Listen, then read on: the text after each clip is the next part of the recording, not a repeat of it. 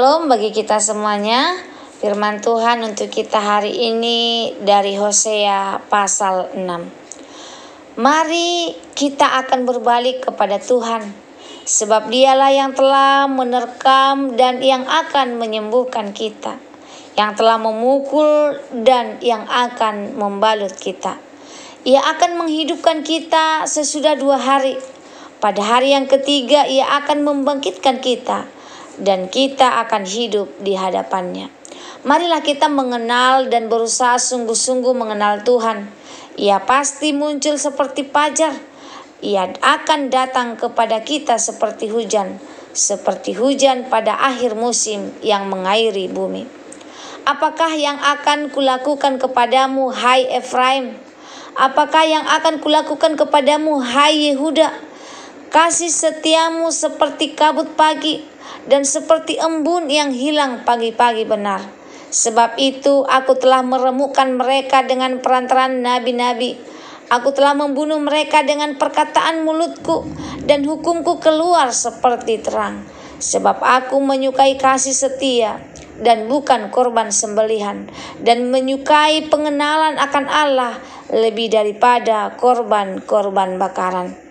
Efraim tidak mau bertobat, tetapi mereka itu telah melangkahi perjanjian di Adam. Di sana mereka telah berkhianat terhadap aku. Gilead adalah kota para penjahat, penuh dengan jejak darah seperti gelombolan menghadang. Demikianlah persekutuan para imam. Mereka membunuh di jalan ke Sikem. Sungguh mereka melakukan perbuatan mesum. Di antara kaum Israel telah kulihat hal-hal yang mengerikan. Di sana ada Efraim bersundal dengan Israel telah menajiskan diri. Juga bagiku, hai Yehuda, telah ditentukan penuaian apabila aku memulihkan keadaan umatku. Kitab Hosea adalah seruan kasih dan panggilan pertobatan dari Tuhan kepada bangsa Israel yang telah menyimpang dan berkhianat. Pasal 6 ini merupakan bagian dari tanggapan atas seruan pertobatan yang tampak indah di permukaan, namun ternyata dangkal dan tidak disertai dengan ketulusan hati. Ayat 1-3, seruan pertobatan yang tampak indah. Mari kita akan berbalik kepada Tuhan. Bangsa Israel tampaknya sadar akan penderitaan mereka dan berseru untuk kembali kepada Tuhan. Mereka mengakui bahwa Tuhan hanya bisa menyembuhkan dan membangkitkan. Bahkan mereka percaya akan kebangkitan pada hari yang ketiga, sebuah gambaran profetik yang nanti dikenakan juga pada kebangkitan Yesus. Namun meski kata-katanya benar, Tuhan tahu hati mereka tidak sungguh-sungguh. Ayat 4-6, kasih setia yang dangkal. Kasih setiamu seperti kabut pagi dan seperti embun yang hilang.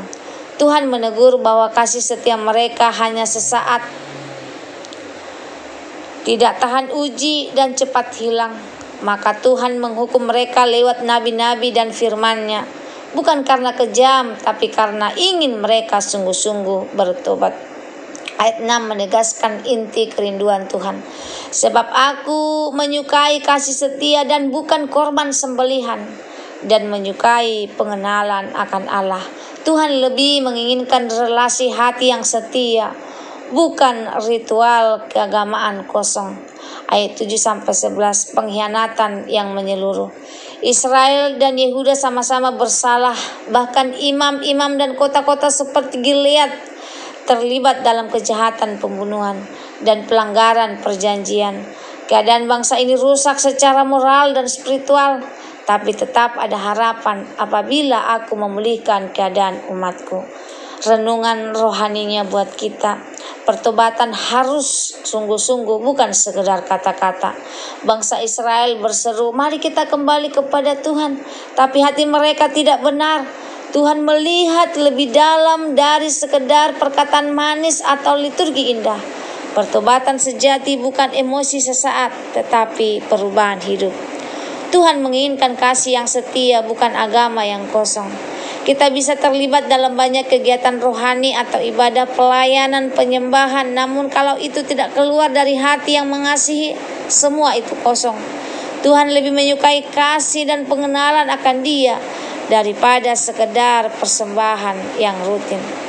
Dosa merusak yang paling bawah hingga pemimpin rohani. Imam-imam yang seharusnya membimbing umat kepada kebenaran malah ikut dalam persekongkolan jahat. Ini diperingatkan bahwa tidak ada yang kebal dari bahaya penyimpangan dan bahwa peran rohani memikul tanggung jawab besar.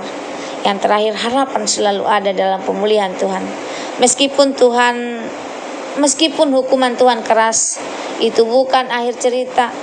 Ayat terakhir menyatakan bahwa penuaian akan terjadi saat Tuhan memulihkan umatnya.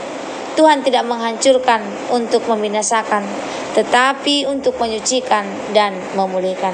Semoga firman Tuhan hari ini menjadi berkat bagi kita. Terima kasih. Tuhan Yesus memberkati. Shalom.